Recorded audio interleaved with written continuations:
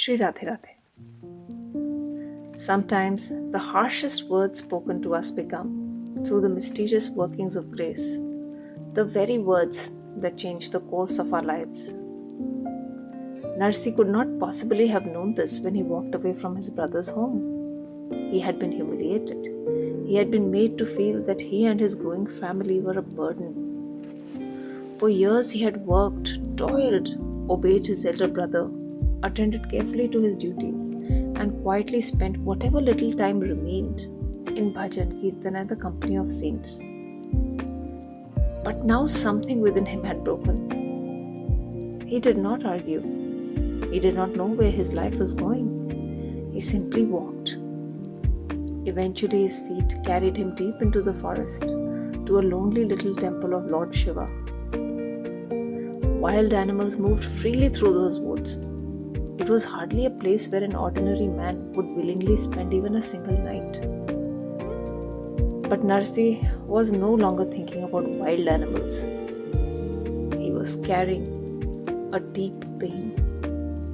He entered the temple, came before Lord Shiva, and fell full length at his feet. And there he remained. The first night, wild creatures moved through the forest. Some may have passed close to the temple, perhaps even looked upon the grief-stricken man lying motionless before Shiva. But Narsi knew nothing of them. The fear of the jungle had no space left in his grieving heart. The only family he had known had rejected him. The home that had been his refuge, his shelter, his sense of belonging, all of it had suddenly fallen away.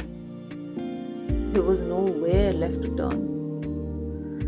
And perhaps that is why in that moment, Narsi turned with his entire being towards the one refuge that could not reject him. Bholenath. The only shelter he now felt he had in this entire world. So Narsi remained at his feet, not merely as a man seeking help, but as one who had nothing left to hold on to except God. The night passed. Morning came. The sun rose over the forest. Still, Narsi did not stir. The day passed, and another night descended. Still he remained before Shiva. Then another morning, another day, another night. One by one the hours disappeared. And slowly, something within Narsi's prayer changed. What had begun as the desperate surrender of a wounded man became something much deeper. He was no longer merely asking God to take away his sorrow. He was losing himself in God. One day passed into another until almost an entire week had gone by. For 7 days, Narsi remained absorbed at the feet of Bholenath, with no concern for food, comfort, or even the needs of his own body. And then the Lord whom he had been calling answered. Before Narsi stood Bholenath himself. The moment Narsi became aware of that divine presence, he fell at Shiva's feet. The words that escaped him were now almost those of a child who had waited desperately for someone he loved. Oh God, you have come. Bhole Shankar, you have come. Shiva looked upon him with the tenderness of one who had seen every moment of his suffering, every tear he had swallowed, every hunger he had ignored, and every ounce of himself he had laid at the feet of God. My child, I am deeply pleased with your devotion. For so long you have worshipped me without thought for your own body. Ask me for whatever you desire, whatever blessing you seek, I shall grant. For 7 days, Narsi had remained at Shiva's feet, asking for nothing, demanding nothing, only pouring out his entire being in devotion. And now the unimaginable had happened. the Lord himself stood before him and said, "Ask." What could Narsi not have asked for that in that moment? He could have asked for the pain of his past to be erased. He could have asked that his brother realize how deeply he had hurt him, seek his forgiveness, and welcome him back into the family with love. He could have asked for wealth, enough that no one would ever look upon him, his wife, or his children as a burden. He could have asked for a home of his own, for security, for honor, for a respected place in a society, for every worldly thing that had so far been denied to him. Shiva had opened before him a door through which any of these desires could have been fulfilled, and yet Narsi asked for none of them. He looked at Bholenath and replied with a simplicity that revealed the very depth of his bhakti. "Lord, I crave for nothing now. I do not even know what I should ask from you. So if you insist to give me something, then give me whatever is most dear to you, whatever you yourself love the most." What kind of prayer is this? Most of us go to before God carrying the desires of our own heart. Narsi stood before God and asked for the desire of God's heart. Not give me what I love, but give me what you love. And perhaps in that one prayer lies the difference between asking God to fulfill our wishes and surrendering ourselves completely to His. Perhaps it was this very prayer that marked the beginning of the Narsi whom the world would one day know. A devotee who would not go to God merely to ask for relief from suffering. A devotee who would not measure divine grace in wealth, comfort, or respect. A devotee whose heart would learn to seek only one thing: what was dear to the Lord. In that single answer, something essential about Narsi had revealed itself. He had come before Shiva wounded by the world, but he was not asking Shiva to repair the world for him. He was asking to be given something far greater, the treasure of God's own heart. And Bholenath was about to answer that prayer in a way Narsi could never have imagined. Shiva said, "My child, you have asked for the greatest of all blessings, for there is none dearer to me than Lord Krishna. And so, according to your wish, I shall now take you into His presence." Just contemplate this moment. Only days earlier, Narsi had walked away believing that there was hardly a place for him even in his own family. And now, Lord Shiva was telling him, "Come, I will take you to Krishna." The sister-in-law whose words had driven him believed Narsi had nowhere to go. But the man for whom the doors of one earthly home had closed was now being led towards the gate of a realm no mortal could ever enter by ordinary means.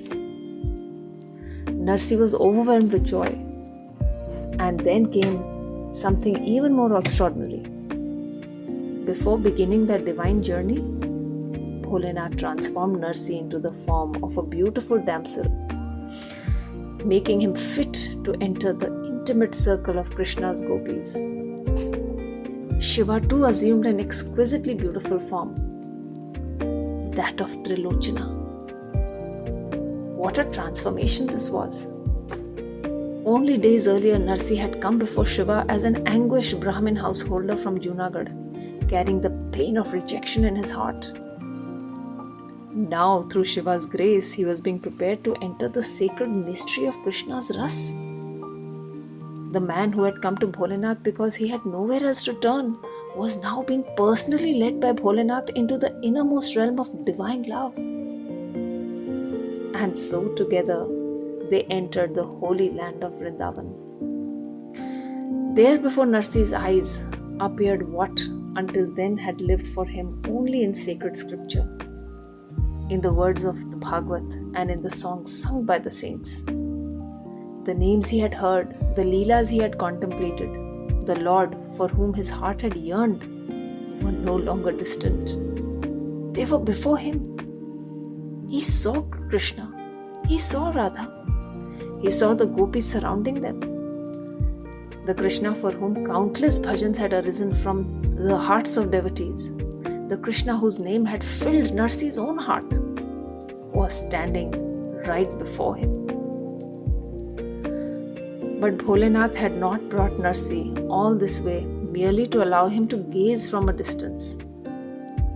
Shiva brought him forward, and there before Shri Krishna he spoke on behalf of his devotee. This Brahmin boy from Junagadh is a Vaishnav devotee. For 7 days he worshipped me continuously with such single-minded devotion that he forgot even the needs of his own body. I gave him my word that I would offer him the deepest and dearest treasure I possessed. And so I have brought him here to your holy feet. What a moment this was!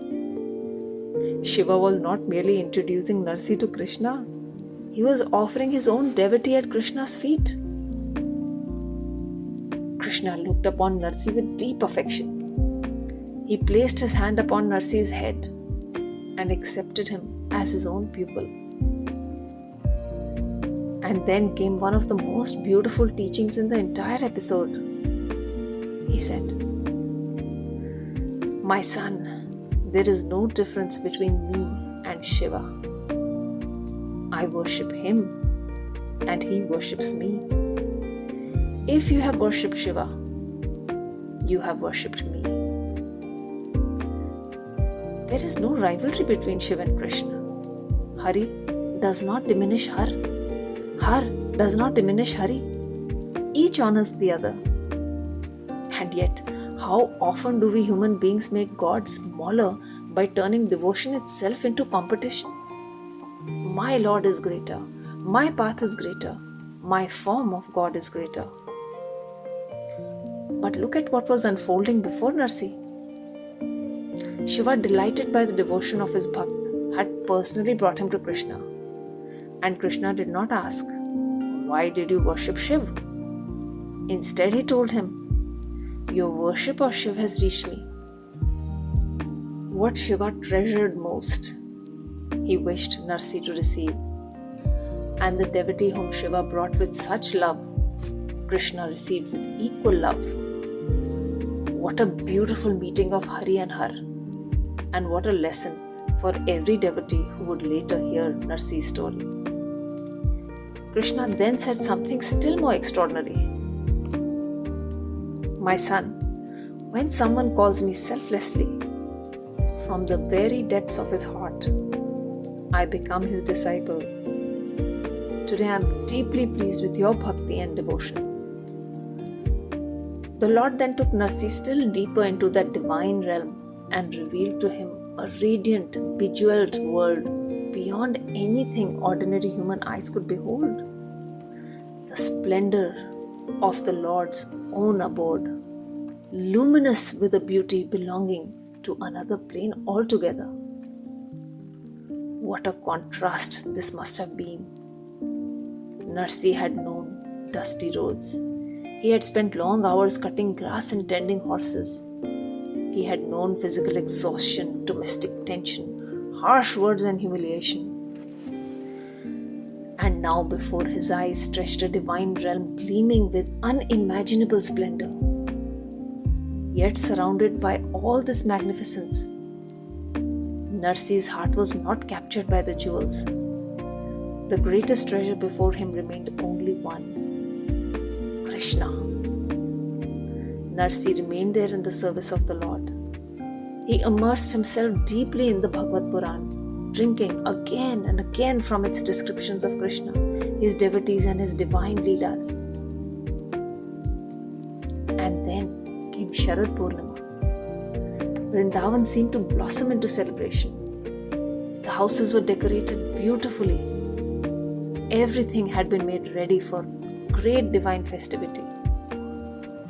The gopis gathered in their finest attire, and the entire atmosphere seemed to be awaiting one sacred moment: Krishna's Ras.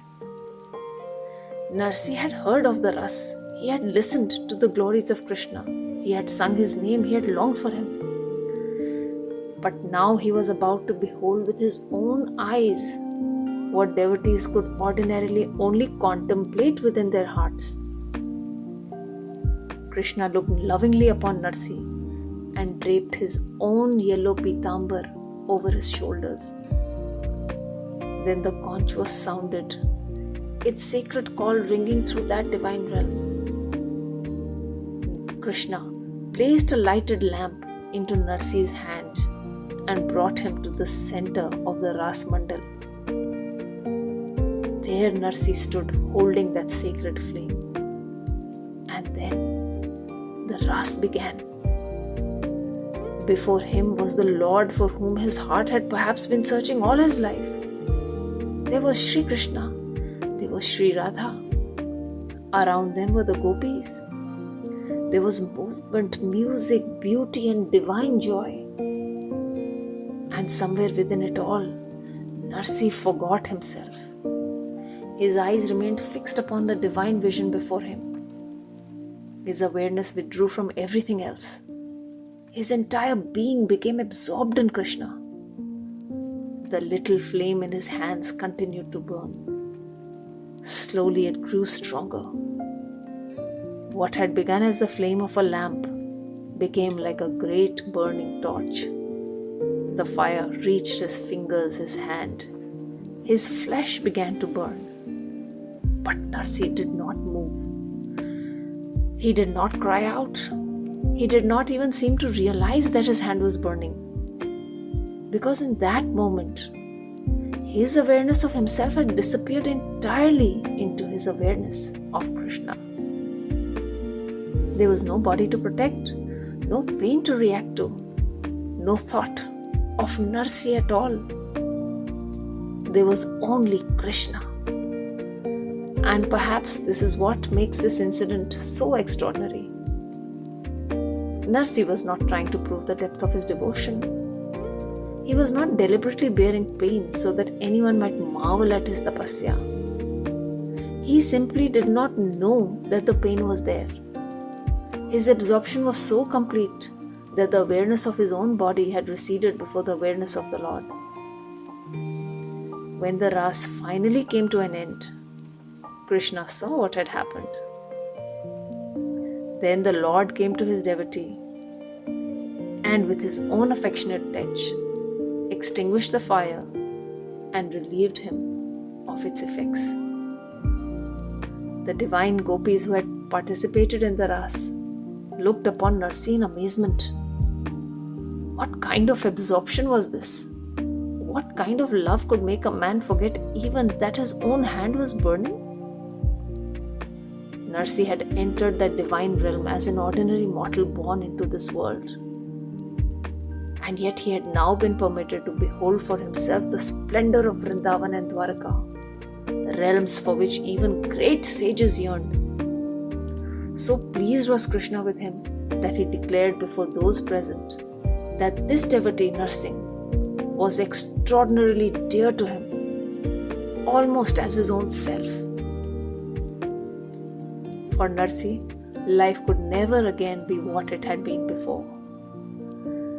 The man who had entered the forest wounded by human rejection had now been gathered into the embrace of the divine. And he remained absorbed in that bliss. Days passed, then weeks. Almost a full month went by, yet Narsi had no sense that so much time had passed.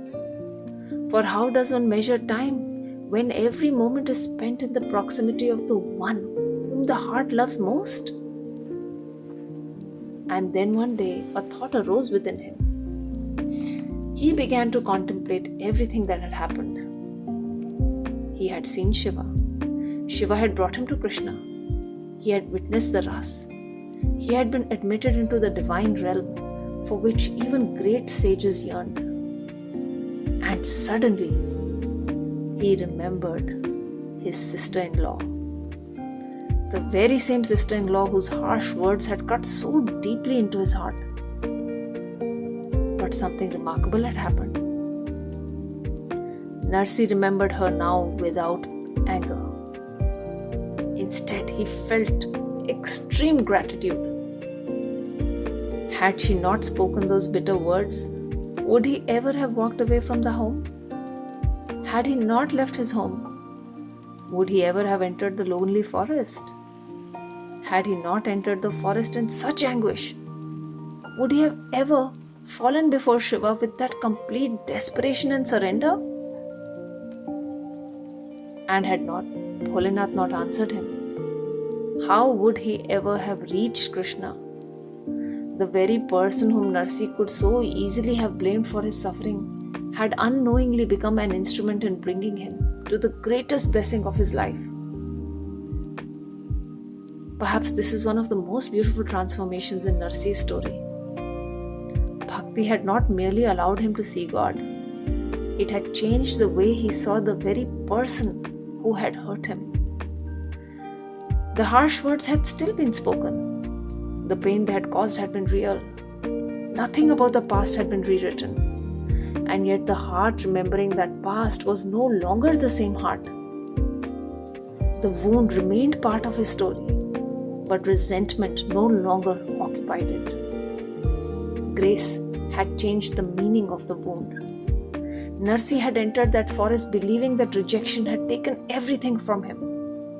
Yet through that very rejection, he had reached Shiva. Through Shiva, he had reached Krishna.